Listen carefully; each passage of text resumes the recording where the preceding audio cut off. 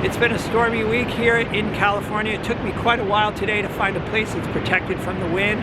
It's pretty windy, pretty cold, but let me show you what I'm thinking. Here is the scene I'm working with. I'm going to reduce the size of the cypress in the foreground so they're not blocking the scene quite as much as they are in reality. I may make a few other changes as well. As usual, I'll be using the scene for inspiration, but I'm not going to stay exactly true to what I see. I'll be painting over an old 12 by 16 inch panel, and I'm using my usual limited palette of colors. Starting with a mid-tone gray-green, I mixed up using ultramarine blue, burnt sienna, titanium white, and a touch of cadmium yellow medium. And first step is to block in these rock shapes. The idea is to get a nice arrangement of rocks, and then I will have some of the cypress trees visible in the foreground. For the sky, I'm starting with a mixture of ultramarine blue and titanium white. I have mixed in a bit of burnt sienna to gray down the mix. I'm using a number 6 natural bristle flat. This brush holds quite a bit of paint. It allows me to cover up the old painting pretty quickly. I'm approximating colors and values at this point, but I'm mostly focusing on getting a nice arrangement of shapes. For the water, I'm going with a slightly darker mix than the sky, and I'm using ultramarine blue, cadmium yellow medium, titanium white, and a bit of burnt sienna. There's quite a bit of white water today. The seas are really rough, and I will be adding in white water, in particular in this area here. But I do want to have some of this gray-green mixture as a starting point. Now I've got a mixture of titanium white with a touch of ultramarine blue. I'm going to start working in some of the white water. There's also quite a bit of glare on the water today. I will try to capture that as well. But as I mentioned, for now, I just want to establish some interesting shapes, or hopefully interesting. And the waves do kind of come in on an angle like this.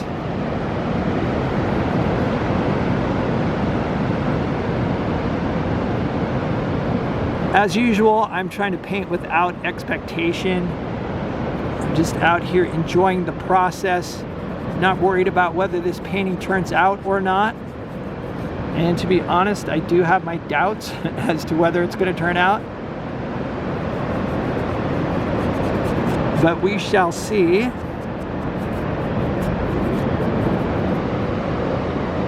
One nice thing about oil paint is that even if a painting takes a wrong turn, you can always rescue it.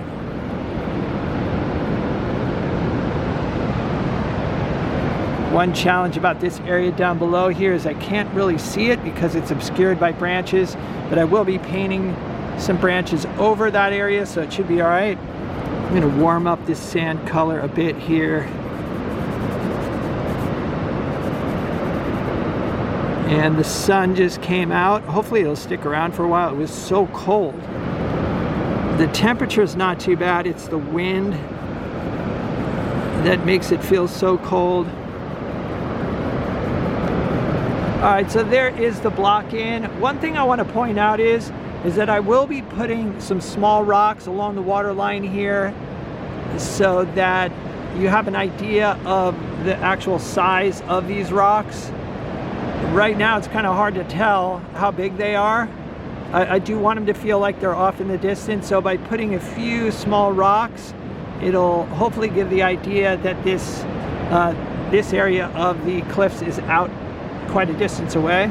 Got a mix of titanium white and cadmium yellow lemon, and I want to lighten up this area here because there's a lot of glare right now, and this is the lightest area of the painting, and I am picking up a bit of the paint that I've already laid down. However, I will be warming this area up probably with some titanium white mixed with cadmium yellow medium.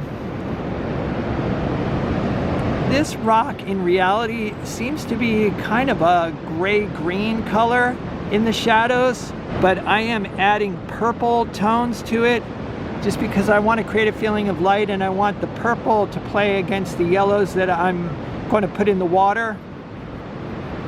And then for this portion of the cliffs in the foreground, I am going to warm up the mix a little bit, so I've added some cadmium yellow medium. And the yellow is the complement of purple, so it's graying down the mix a bit. It's okay.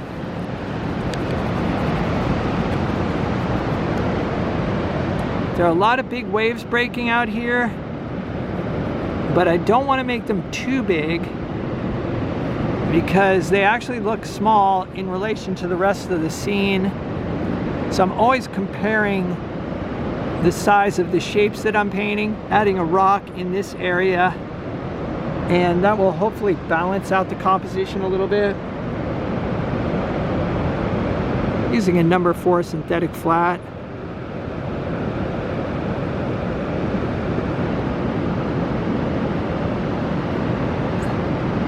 Reinforcing some of the darks along the water line.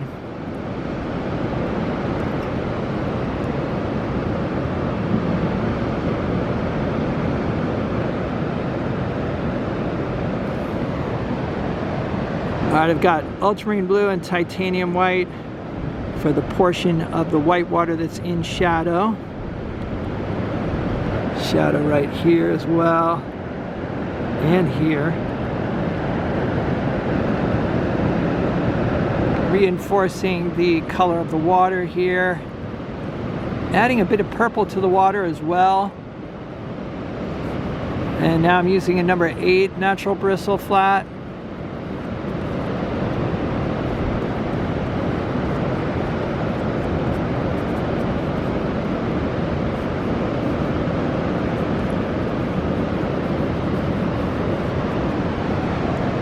All right, I got a mixture here of titanium white and burnt sienna. Just gonna suggest a few cloud shapes in the sky. It's interesting how titanium white and burnt sienna creates a really nice warm white. Adding a few branches here for the cypress in the foreground. If I don't like the cypress, I can just wipe them out. But I do like the idea of having these plants in the foreground to help create a sense of depth. If I can't make it work, I don't have a problem painting over these branches. Adding some dark green down here. There will be some highlights on these branches to help define them a bit. And if it looks like I'm a little bit out of control, I am out of control. But as I've said before, magic occurs, or it can occur, where chaos meets control. So I don't mind losing control.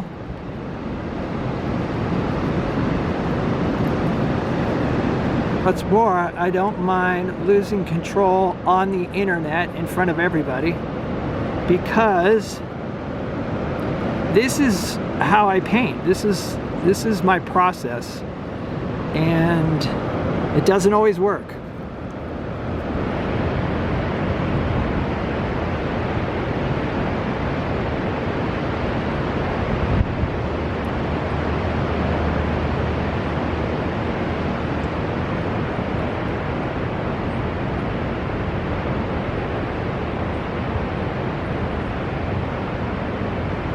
All right, so here's what I finished up with. This painting took about 2 hours to complete. It was finished on site.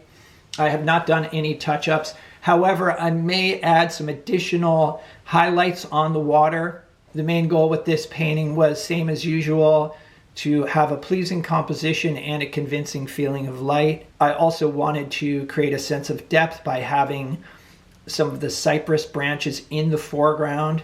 I definitely had my doubts during the painting process.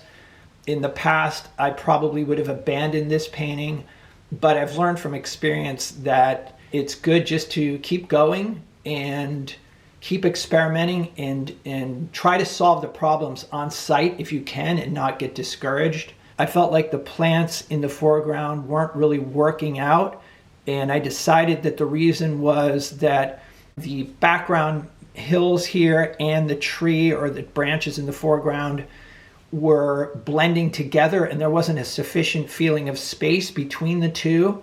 So what I did was I boosted the contrast in the plant in the foreground. So I darkened the darks and then it added some light bits.